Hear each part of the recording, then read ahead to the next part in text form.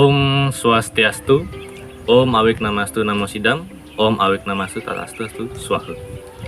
Semoga pikiran yang baik datang dari segala penjuru. Perkenalkan, nama saya Iwayan Darmawijaya. Saya dari Kabupaten Bekasi, Provinsi Jawa Barat. Pertama-tama, sebelum saya mulai, izinkan saya mengaturkan puji dan syukur kita ke hadapan Ide Sang Hyang Dewasa, karena atas asung kerta paranugrahnya saya bisa memberikan dharma wacana pada bapak-bapak sekalian, bapak-ibu sekalian, tentang dhyana yoga dengan kehidupan yang berbahagia. Jadi pertama-tama kita harus mengenal apa itu yoga. Yoga berasal dari kata yuj yang artinya berhubungan. Maksudnya adalah kita, atman kita, berhubungan dengan lingkungan sekitar kita, alam semesta. Dan yoga ini tidak terbatas pada satu ajaran saja, tidak terbatas pada agama Hindu. Yoga adalah yoga. Yoga adalah ajaran yang paling tua dari agama manapun di dunia ini, termasuk agama Hindu. Yang dimana agama Hindu itu adalah agama yang paling tertua. Tapi yoga adalah ajaran yang paling tua dari Hindu. Jadi tujuannya untuk kita melakukan yoga itu apa? Karena kita membahas tentang dhyana atau tentang keheningan, maka dalam artinya itu adalah yoga ingin agar kita, sang diri, bisa lepas dari ilusi duniawi atau ilusi maya.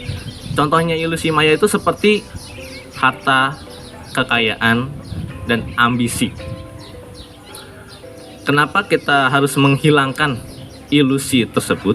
Karena pada zaman sekarang, dewasa sekarang, yang namanya harta, kekayaan, dan ambisi itu benar-benar menggebu, dan terkadang kita terlalu fokus untuk mengejar ambisi ataupun kekayaan tersebut, sehingga kita melupakan keluarga kita, melupakan orang tua kita, dan paling parahnya lagi melupakan Tuhan kita.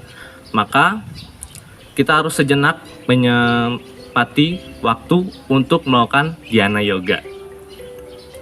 Nah, dalam dhyana yoga ini ada beberapa jenjang. Perlu diketahui bahwa dhyana yoga ini adalah suatu latihan yang memerlukan disiplin yang sangat keras, ya, untuk bisa membangun diri kita menjadi orang yang lebih baik lagi. Ada 8 tahapan, yaitu disebut dengan Astanga Yoga. Tapi sebelum itu, biarkan saya untuk mengutip dari Bhagavad Gita bab 6 ayat 45 yang berbunyi, Prayatnat yatanastu yogi samsudah kilbasa aneka jama samsida tatoyati param gatim, yang memiliki makna yogi yang berusaha tekun sekuat hati menghapuskan segala dosa dengan sungguh-sungguh yang disempurnakan melalui berbagai kelahiran, kemudian mencapai tujuan tertinggi, yaitu Moksatam Jagadita Yace Iti Dharma. Oke, balik lagi.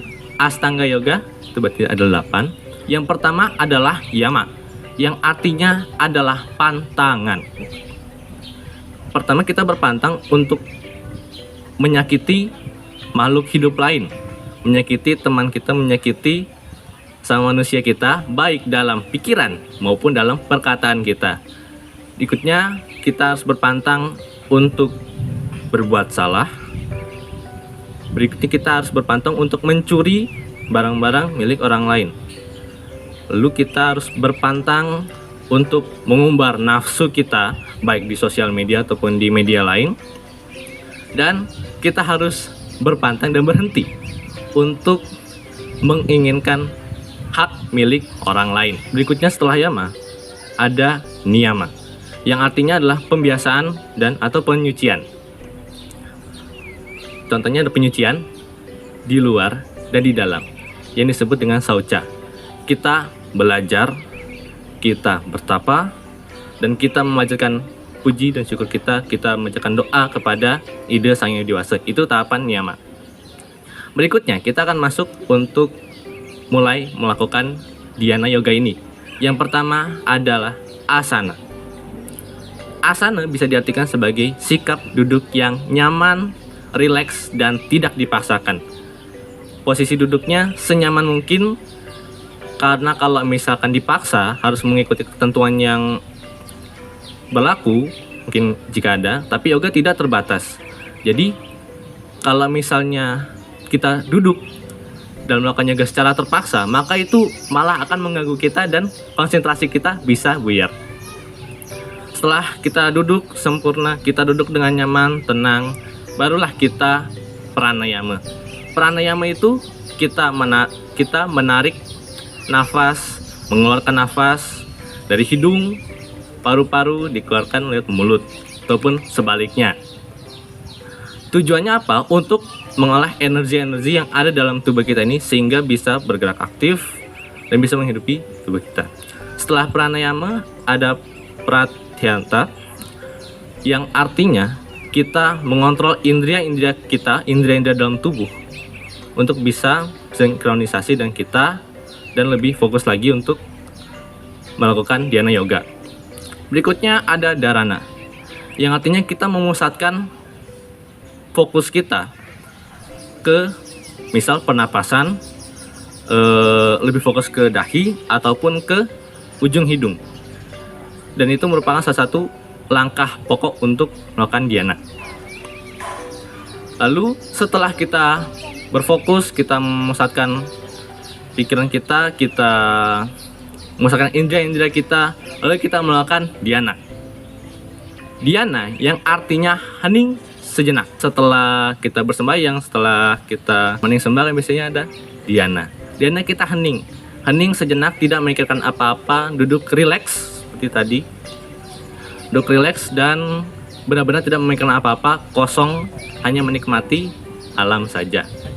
Setelah itu kita melakukan samadhi yang lebih ke konsentrasi, baik kepada ide Sang Hyang Widiwasa ataupun ke bagian-bagian seperti pernafasan tadi. Nah, itu adalah Astanga Yoga. Saya ulang lagi, yang pertama ada yama, itu pantangan. Yang kedua ada niyama, artinya penyucian atau pembiasaan. Yang ketiga ada asana, kita duduk dengan nyaman. Ada pranayama, kita menarik nafas untuk menggerakkan cakra dan energi yang ada dalam tubuh kita. Setelah pranayama, kita akan masuk ke pratyahara, yang dimana kita mengontrol indera-indera kita agar lebih berfokus dan lebih baik lagi.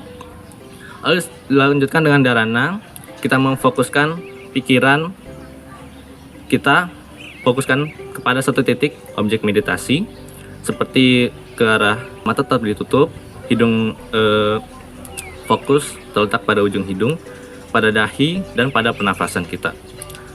Dan kita bisa membayangkan dewa-dewa yang ada di pecahan hidup. Lalu lanjutkan dengan samadhi, yang dimana kita berkonsentrasi pada satu objek meditasi. Nah, dalam dhyana yoga ini kita bisa lakukan di mana saja dan kapan saja, karena yoga bersifat fleksibel dan tidak ada aturan. Gitu. Di mana saja dan kapan saja, maksudnya saat Anda bekerja, mungkin saat Anda sedang penat gitu, miliki pikiran yang benar-benar stres, gak bisa diganggu, mungkin dengan dhyana yoga Anda duduk sejenak saja, hening, kosongkan pikiran, Anda bakal merasa tenang, damai, dan bisa merasa lebih produktif lagi, lebih baik lagi. Nah, itu merupakan salah satu manfaatnya. Dan apa? Mungkin ada berapa manfaat lagi? Ya, tentu saja dhyana yoga lebih menekankan kepada keheningan kita untuk bisa melanjutkan kehidupan kita dan bisa merefleksikan diri kita. Adapun beberapa manfaatnya, yang pertama kita bisa mengendalikan diri. Mengendalikan diri lebih ke pengendalian pikiran kita. Ya. Pengendalian pikiran kita menguasai pikiran kita, menguasai tubuh kita untuk berpikir yang baik, berkata yang baik, dan berbuat yang baik. Manacika, wacika, kayika, trikaya parisudha. Setelah itu kita berhasil mengendalikan diri, kita juga bisa lebih sadar akan kewajiban kita, dan juga kita bisa lebih bijak atau bajik dalam melakukan sesuatu. Contoh bijak dan bajik itu maksudnya kita bisa berpikir dulu sebelum melakukan sesuatu, lebih matang lagi dalam berpikir untuk melakukan sesuatu, dan kita akan lebih sadar dalam kewajiban kita. Contoh, saya sebagai seorang pelajar, saya berkewajiban untuk belajar, menyenangkan orang tua, dan memiliki cita-cita untuk kedepannya. Dan untuk orang tua, kewajibannya adalah menafkahi anak dan memberikan anak arahan yang benar. Pasti dari kita pernah melakukan dhyana atau hening ini. Yang paling penting dan yang paling dirasakan selama kita melakukan dhyana adalah rasa damai yang tidak tergoyahkan. Kita merasa damai, tenang, menikmati angin sepoi-sepoi, dedaunan berguguran dan sebagainya. Kita merasa lebih damai dan itu tidak tergoyahkan. Itu benar-benar luar biasa. Setelah itu, kita juga bisa meningkatkan serada dan bakti kita, meningkatkan keyakinan kita akan diri kita dan juga akan kepercayaan kita pada ide Sang Yang Dewasa. Dan bakti, kita sering ngayah, sering ke pura, lebih yakin, oh saya harus ke pura, minggu ini saya wajib ke pura tuh. Dan itu akan terus menjadi kebiasaan kita, dan itu adalah salah satu hal yang positif. Berikutnya, kita bisa menghilangkan rasa takut kita. Contoh, misalkan saya takut akan ulangan yang benar-benar susah, tapi saya bisa menyempatkan diri saya untuk lebih hening lagi, lebih tenang lagi melalui dhyana. Dan setelah itu berpikir jernih, menenangkan hati dan pikiran kita, dan saya pun bisa mengerjakan ulangan saya. Itu seperti apa, Bapak Ibu yang sedang bekerja di kantor mungkin bisa melepas sedikit pekerjaannya jika sudah penat, menghilangkan rasa takut, oh nanti saya harus presentasi gimana gitu, bikin laporan bagaimana gitu. Nah, dengan kita sedikit menyingkirkan urusan kita sejenak, kita bisa menenangkan diri kita lebih baik lagi dan menghilangkan rasa takut kita tentunya. Lalu kita meningkatkan rasa aman kita lebih aman dimanapun kita berada. Dengan dhyana yang teratur dan disiplin, kita bisa meningkatkan rasa aman kita dimanapun kita merasa aman. Saat kita bersama dengan teman atau keluarga atau mungkin dengan pasangan, kita bisa merasa lebih tenang lagi, bisa lebih aman. Dan meningkatkan etika juga, ini salah satu poin yang benar. Karena apa? Dhyana, kita merefleksikan diri kita sendiri, kita berpikir akan Tuhan, kita mengendalikan diri kita sendiri, dan kita juga bisa saat kita ngayah, misalkan kita bisa mengendalikan etika kita, meningkatkan etika kita, dan dipandang sebagai orang yang lebih baik. Nah, sekian dari saya. Izinkan saya untuk rangkum sebentar. Yang pertama, yoga. Yoga berasal dari kata yuj yang artinya penggabungan atau penyelarasan antara diri kita dengan dunia atau semesta. Ajaran yoga ini dibuat oleh Maharshi Patanjali.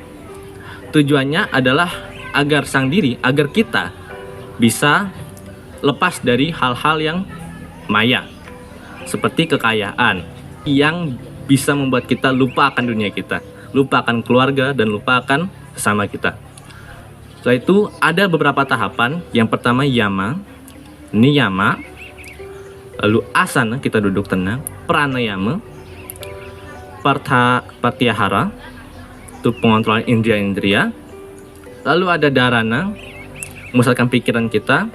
Ada dhyana, kita hening, ini puncaknya. Dan samadhi adalah puncaknya, puncak dari dhyana tersebut. Oke, manfaatnya yang pertama tadi ada, kita bisa mengendalikan diri kita bisa menyadari, lebih sadar akan kewajiban, dan lebih bijak lagi dalam melakukan pekerjaan atau keputusan. Setelah itu kita juga bisa meningkatkan serada dan bakti, menghilangkan rasa takut kita, meningkatkan etika kita, dan juga memiliki rasa aman. Oke, sekian dari saya, semoga bermanfaat untuk kehidupan selanjutnya. Om Santi Santi Santi Om. Suksema.